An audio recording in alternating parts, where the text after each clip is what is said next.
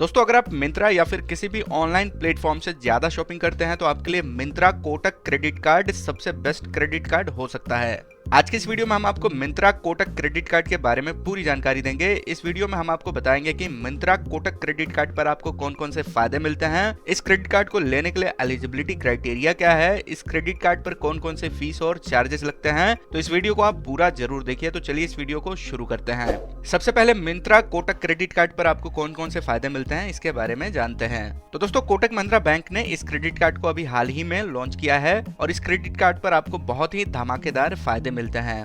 तो सबसे पहले इस क्रेडिट कार्ड से अगर आप मिंत्रा के मोबाइल ऐप या फिर वेबसाइट से ऑनलाइन शॉपिंग करते हैं तो इस पर आपको 7.5% का इंस्टेंट डिस्काउंट मिलता है और आपको हर एक ट्रांजैक्शन पर मैक्सिमम 750 रुपए का डिस्काउंट मिलता है। प्रीफर्ड पार्टनर वेबसाइट से शॉपिंग करते हैं तो इस पर आपको 5% का कैशबैक मिलता है। इसमें आपको मैक्सिमम 1000 रुपए का बेनिफिट एक स्टेटमेंट साइकिल यानी कि एक महीने में आपको 1000 रुपए का बेनिफिट मिल सकता है। और प्रीफर्ड पार्टनर में Swiggy Instamart, PVR, clear my trip और अर्बन कंपनी शामिल हैं।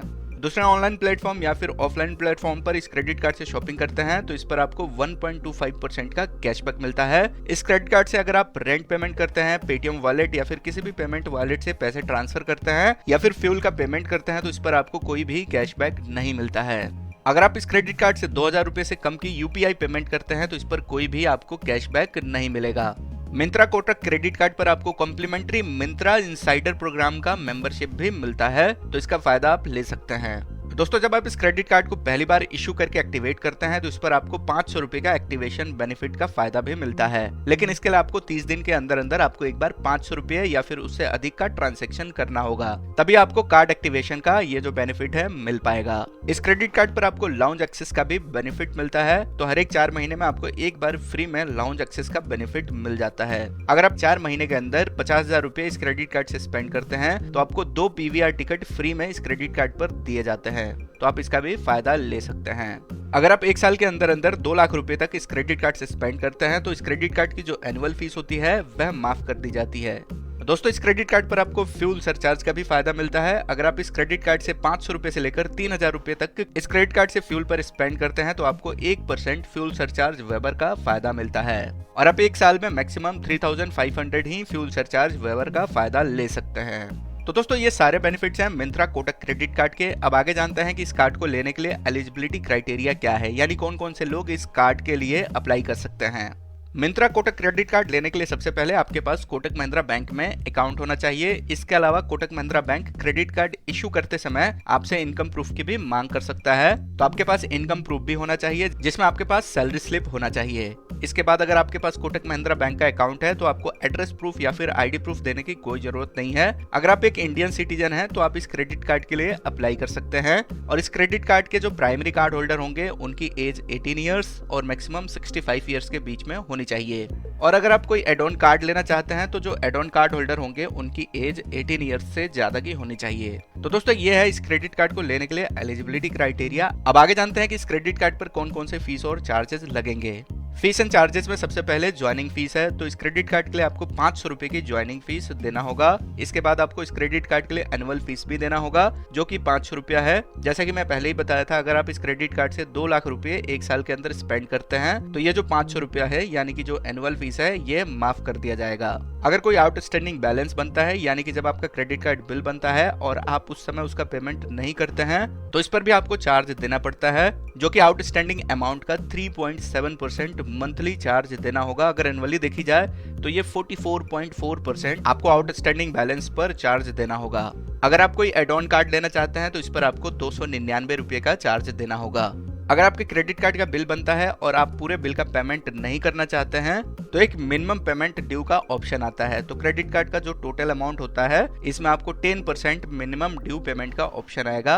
आप चाहे तो इस 10% अमाउंट को पेमेंट करके नेक्स्ट टाइम आपके जितने भी क्रेडिट कार्ड का बिल है उसका पेमेंट कर सकते हैं। तो ये जो है एक तरीके का बेनिफिट है। अगर आप किसी महीने क्रेडिट कार्ड के पूरे बिल का पेमेंट नहीं कर पाते हैं तो आप इसका बेनिफिट ले सकते हैं।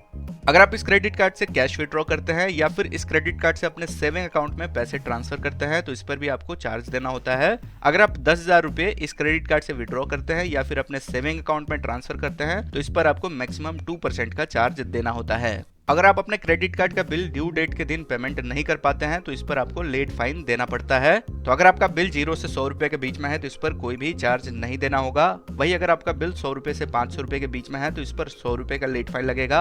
अगर आपका बिल 500 रुपए से लेकर 1000 के बीच में है तो इस पर आपको 500 रुपए का लेट फाइन देना होगा। 1000 से 5000 के बीच में बिल अमाउंट है तो इस पर 500 रुपए का लेट फाइन लगता है। बिल अमाउंट 5000 रुपए से लेकर 10000 के बीच में है तो इस पर 600 रुपए का लेट फाइन लगेगा। बिल अमाउंट 10000 से 25000 के बीच में है तो इस पर 800 रुपए का लेट फाइन लगेगा। वही अगर आपका बिल अमाउंट 25000 से 50000 के बीच में है तो इस पर 1000 रुपए का लेट फाइन लगता है। और बिल अमाउंट 25000 रुपए से अधिक का है तो इस पर 1200 रुपए का लेट फाइन लगेगा। तो इससे बचने के लिए आप अपने क्रेडिट कार्ड का बिल का पेमेंट टाइम पर करें, ड्यू डेट के दिन ही करें। अगर आप किसी महीने अपने क्रेडिट कार्ड के लिमिट से ज्यादा यूज कर लेते हैं तो इस पर 500 रुपए का आपको चार्ज देना होगा।